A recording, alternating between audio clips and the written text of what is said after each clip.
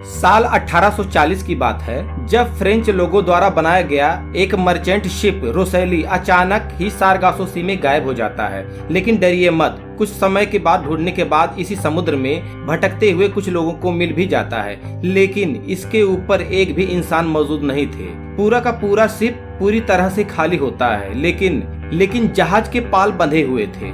जहाज के सामान को एक खरोच तक भी नहीं आई थी, और यहाँ तक कि जहाज पर काम करने वाले लोगों की चीजों की किसी ने भी छुआ तक नहीं। कहीं से भी ऐसा नहीं लग रहा था कि इस जहाज पर लड़ाई हुई होगी, इसीलिए शायद यहाँ कोई नहीं है। ऐसा लग रहा था कि जैसे जहाज के सभी लोग एक साथ इस रहस्यमयी समुद्र में गायब हो गए थे। लेकिन आज तक असली सच के बारे में कोई नहीं जान पाया। दोस्तों, आज के इस वीडियो में हम दुनिया के सबसे रहस्यमयी समुद्र सारगासो के रहस्यों के बारे में जानेंगे। ये वीडियो सच में मजेदार होने वाला है, तो वीडियो को अंत तक जरूर देखना। दुनिया में बहुत तरह के समुद्र मौजूद हैं और आपने इनके नाम कभी न कभी जरूर सुने होंगे।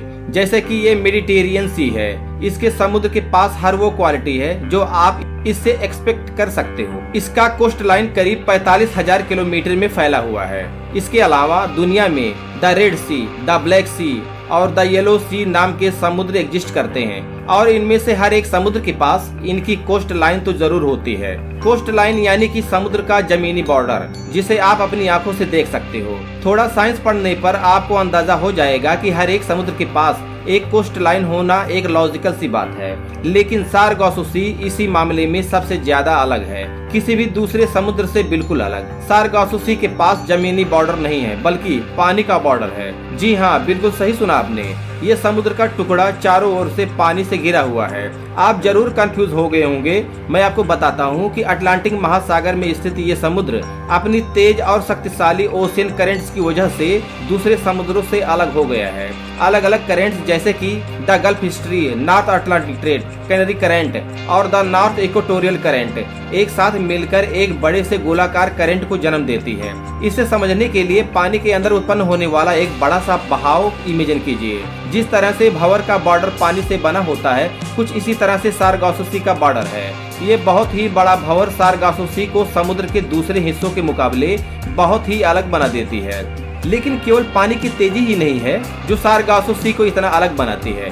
इस समुद्र के अंदर फंडामेंटली भी बहुत सी गड़बड़ी है जो इसे दुनिया का सबसे यूनिक समुद्र बना देती है।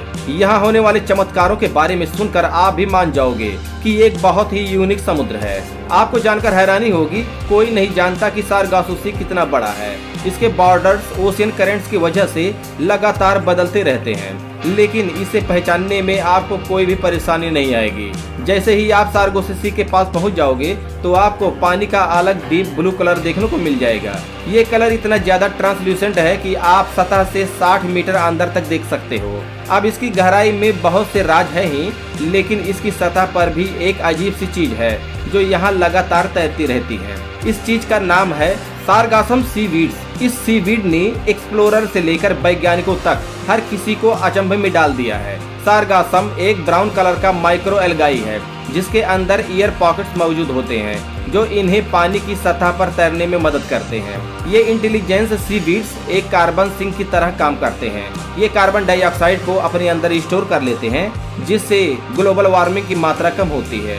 इस सीवीड्स की दो तरह की स्पीसीज हैं जो हजारों किलोमीटर तक सारगासो सी में फैली हुई हैं। इन्हें अंतरिक्ष तक से देखा जा सकता है। ये इतने बड़े होते हैं कि पहले के जमाने से लेकर आज तक ये एक नाविकों के लिए एक लैंडमार्क का काम करते हैं। समुद्र में गुम हो जाना बहुत आसान होता है। ये सीवीड्स नाविकों की सारी कंफ्यूजन को दूर करने में मदद करते हैं। लेकिन सारगासो सी के ये सीवीड्स लगातार बड़े हो रहे हैं और कुछ वैज्ञानिकों का मानना है कि कुछ सालों में ये इतने बड़े हो जाएंगे कि फ्लोरिडा के बीच तक पहुंच जाएंगे। ये करने से रोकने के लिए बहुत सारे शिप्स लगातार इन सीवीड्स को एक बड़े पैक में बढ़ने से रोक देते हैं। सारगासो सी में हमेशा से ही नाविकों को अचंभित किया है। वो कहते आए हैं कि इस अजीब सी समुद्र के अंदर रहस्यमयी जीवों का वास है। यहाँ बहुत से जहाज अचानक ही एक समुद्र में फंस जाते हैं और पानी के अंदर डुबो दिए जाते हैं। कुछ लोगों ने तो यहाँ मरमेड्स तक होने की बात की है। इस तरह की कहानियों और घटनाओं की वजह से इसे द बर्मुडा ट्रायंगल के साथ भी कंपेयर किया जाता है।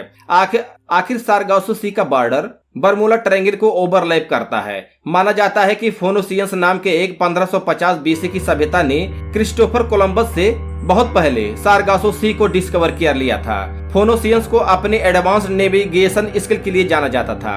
और तो और सारगासो सी में मिले बहुत से एंशिएंट आर्टिफैक्ट इसी बात की ओर इशारा करते हैं कि पहली बार इस समुद्र को अपनी आंखों से देखने वाली सभ्यता फोनोसियंस की ही थी। मुझे यकीन है कि फोनोसियंस की ये सभ्यता सारगासो सी की ओर इसलिए खींच चली आई थी क्योंकि यहाँ पर मछलियों की तादाद बहुत ज्यादा है। और तो और सारगासो सी बीड्स को दवाई, डाई और यहाँ तक कि सोर्स ऑफ गोल्ड की तरह भी यूज किया जा सकता है। कई सौ सालों से जो सेलर्स सारगासो सी से होकर अपने जहाज को लेकर आए हैं, उनका कहना है कि उन्हें पानी के अंदर से अजीब सी आवाज सुनने को मिलती है। ये आवाज बिल्कुल व्हेल मछलियों की तरह होती है और ऐसा लग रहा होता है कि जैसे उनकी रूह उस समुद्र में भटक रही है। लेकिन वैज्ञानिकों का मानना है कि ये आवाज स्नैपिंग श्रिम्प्स नाम की स्पीसीज करती है, जो इस मेथड से अपने शिकार को मोबिलाइज या घायल कर देती है। सारगासो सी के ये फ्लोटिंग सीवीड्स आइलैंड बहुत स्पीसीज के लिए एक जरूरी सुखद जगह की तरह काम करते हैं। आपको यकीन नहीं होगा कि दुनिया की कुछ स्पीसीज ऐसी हैं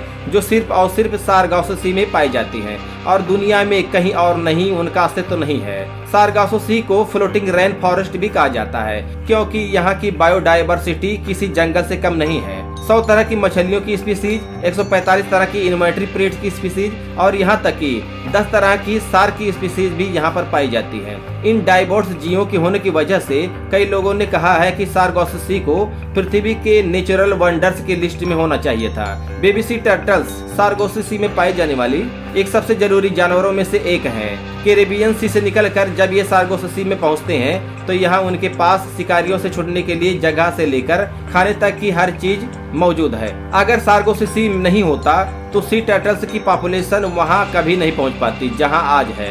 अटलांटिक व्हाइट मॉडलिंग एक और फैंटास्टिक जानवर है जो सारगासो सी को अपना घर कहता है। प्रेग्नेंट मॉडलिंग मछलियाँ अपने अंडों को इन सी बीड्स में छोड़ देती हैं, जहाँ से कोई शिकारी उनका शिकार नहीं कर सकता। लेकिन एक अद्भुत जानवर ऐसा भी है जिसका नाम सारगासो सी से इंस्पायर होकर रखा गया है, सारगासम फिश। इसकी बॉडी वीड जैसी चीजों से बनी होती है जिसकी मदद से ये अपने शरीर को पूरी तरह से सारगासम बीड्स के अंदर छुपा सकती है। एक और ईल्ड नाम का रहस्यमय जानवर सारगासो सी में केवल इसलिए आता है ताकि यहाँ रिप्रोड्यूस कर सके। यहाँ अपने अंडे देकर वो दोबारा से अपने घर यूरोप की तरफ चल देते हैं। सारगासो सी सच में पृथ्वी के अपने यूनिक प्लेनेट की तरह है। यहाँ का इकोसिस्टम पृथ्वी के सबसे बैलेंस इकोसिस्टम में से एक है। अब क्योंकि सारगासम सी इंटरनेशनल वाटर्स में नहीं है, इसलिए कोई भी देश इसे अपना नहीं बता सकता। इसके संरक्षण की पूरी जिम्मेदारी ग्लोबल कॉर्पोरेशन पर है। साल 2014 में एक डिक्लेरेशन साइन किया गया था जिसमें बहुत से देशों ने साथ ही मिलकर ये वादा किया कि वो यहाँ के इकोसिस्टम को बचाने में हर सफल प्रयास करेंगे। सारगासो सी ह्यूमैनिटी के लिए एक बहुत ही जरूरी चीज है, लेकिन इसे खतरा भी सबसे ज्यादा ह्यूमैनिटी से ही है। आपने the great Pacific garbage patch के बारे में सुना होगा। बिल्कुल इसी तरह the north Atlantic garbage patch भी एग्जिस्ट करता है जो पैसिफिक गार्बेज पैच के मुकाबले कई गुना छोटा है। बदकिस्मती से ये इतना बड़ा है कि सारगासो सी के इकोसिस्टम को हिलाकर रख देता है। प्लास्टिक पैकेजिंग के ये बड़ा सा भंवर सारगासो सी से होकर मिल चुका है। इसमें अपने आप को सारगासम सी बीड्स के साथ अटैच कर लिया है जिसके बिना जीवों का जिंदा रहना नामुमकिन है।